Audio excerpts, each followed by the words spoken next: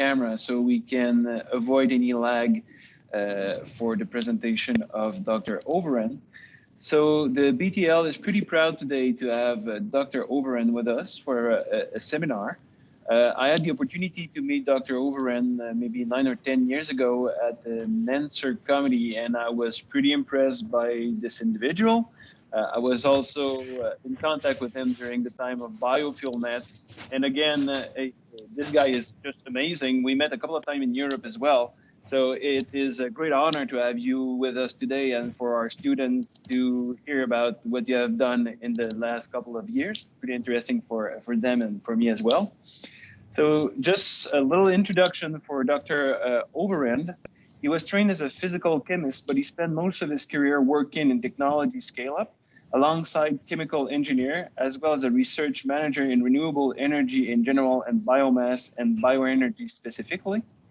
He has also been very active in addressing the issue of economic development of biomass and the challenge of access to modern energy cooking service in several developing countries, including China and the Philippines. Early career highlights include working as a child chemist looking after several nuclear research reactors, a EV water plant, and a coal-fired power plant. After a PhD in atmospheric chemistry, he continued at NRCC until the first energy crisis intervened. He then became a member of a task force to develop the first renewable energy policy for Canada. After that, he participated in its implementation as a research manager and participant in several projects, the most important of which he was joining the UDS program with Professor Esteban Chornet in developing biomass liquefaction and fractionation technology. So Professor Overen was Professor Associé in the Faculty of Sciences Appliquées at the Université de Sherbrooke for 5 years in the 80s, while he was continuing his work at NRCC. In the 90s, he joined the NREL lab in Colorado and worked in biomass to electricity project, biofuel, resource assessment, and village energy. In 2000, he was elected as a research fellow helping to steer the NREL long-range R&D program. And since retirement in 2006, he has worked in the private sector on biomass fuel development while trying to understand the barrier to technology deployment. Finally, recently retired as editor of the journal Biomass and Bioenergy after 3 decades of helping authors and researchers to publish their peer-reviewed research. So the title of the seminar will be Biomass and Bioenergy Assessment in a Broad Sweep from Deep Time to the Climate-Constrained Future. So Dr. Overen, again, it's an honor to have you with us today. And at this point, I think the floor is yours. Thank you very much. I'm honored to be invited. It's a long time since I was working at Sherbrooke and had such a wonderful time of exploring the beginnings of biomass energy conversion in the modern sense. I was also rather surprised by the invitation because it's over 3 years since I've had an active laboratory program, and I'm now truly a solo desktop researcher. And what I'm going to talk about is a perspective on where we are now and where we are going in bioenergy. And all of the viewpoints are mine, not those of any official body I've ever worked with. And I hope you find it interesting. My plan is to start 1 million years ago, which seems strange, but you will see the sense of it, when all energy was in fact provided by biomass. And now today it's less than 10%. And I'm going to go through the current usage of biomass and move on to future prospects. So starting in deep time, like all talks, we have 3-letter acronyms like the 3 Fs and the 4 Fs, a 4-letter acronym to save repeating fuel, fiber, and food and fodder all the time. 1 million years ago, a species called the hominins started to emerge in Africa. And we are the remaining member of those hominins, Homo sapiens. And it's evident from archaeology that man, as he developed, used fire extensively. both to manage wildlife, for cooking, and about 10,000 years ago, when they started with agriculture, the heat provided by biomass was used to manufacture material objects. Lime, you burn calcium carbonate to make calcium oxide for agriculture. Glass, fusing calcium oxide and silicon dioxide. Pottery, and the Bronze Age. And you'll see that the rate of growth of the hominins was fairly slow. There might have been maybe 1 million people in the almost 900,000 years to 15,000 years ago. And then the population started to grow between 15,000 years ago and 7,000 years ago. It probably multiplied by about a factor of 4. After the start of the Iron Age, biomass was really getting. If you think about how much fuel people use in cooking, 1 kilogram of iron produced by smelting consumes 150 kilograms of biomass fuel. And that probably is about what one person would use in a year cooking food. So the demands on biomass grew immensely, as did the population. And about 1,500 years into the current era, there were about 500 million people, and coal started to make an emergence, along with extensive use of wind and water power.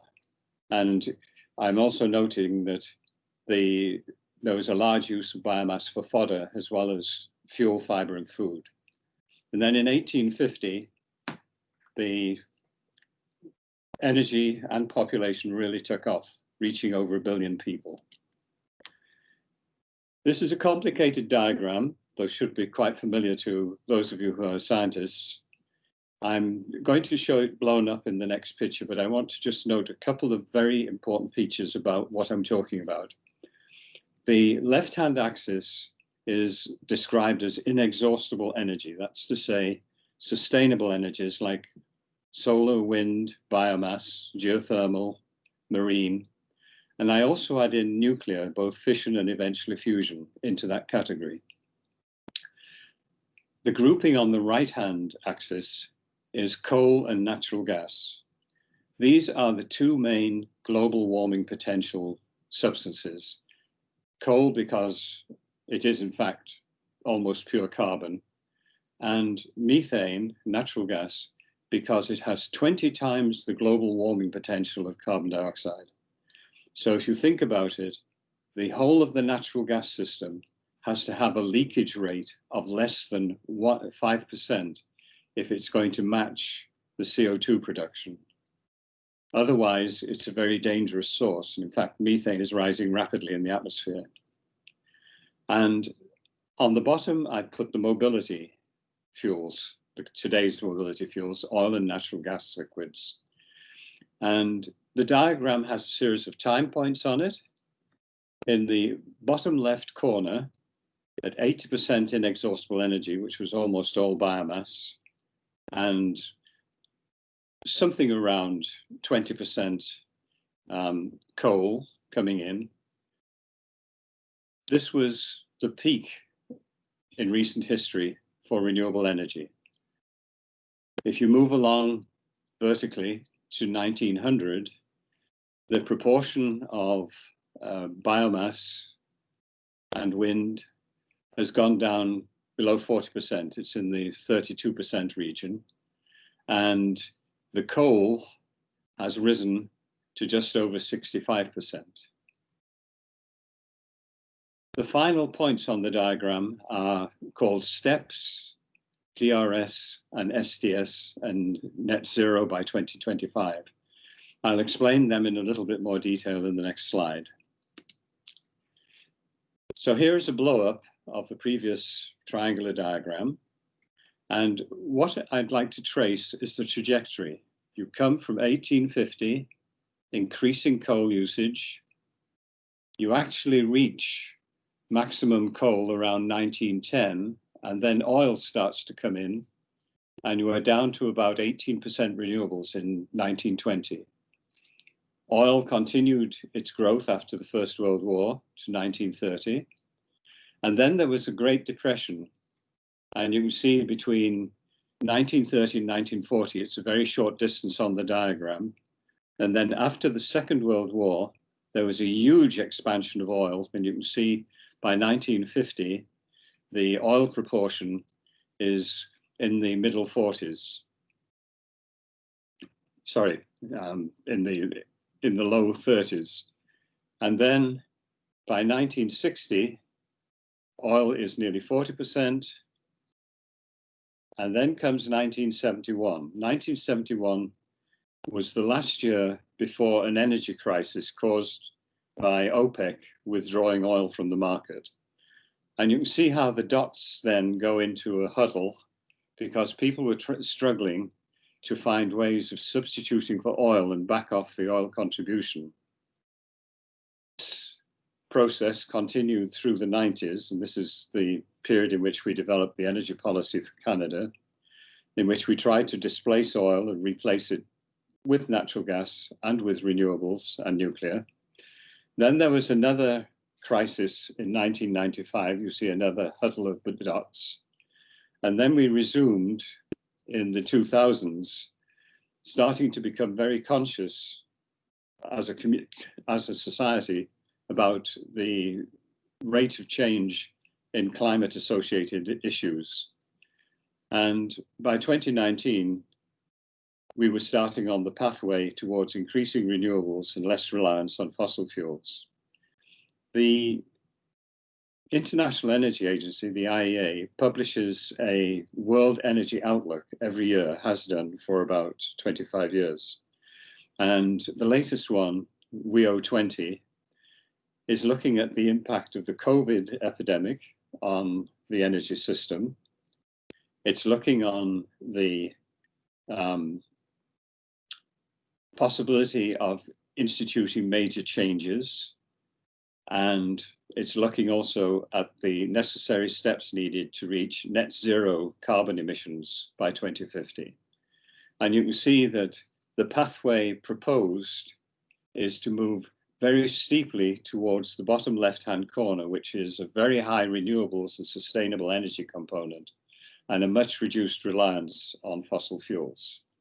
But I would also note, go back to 1930 to 1940, the distance between those two steps in change in energy mix is very small.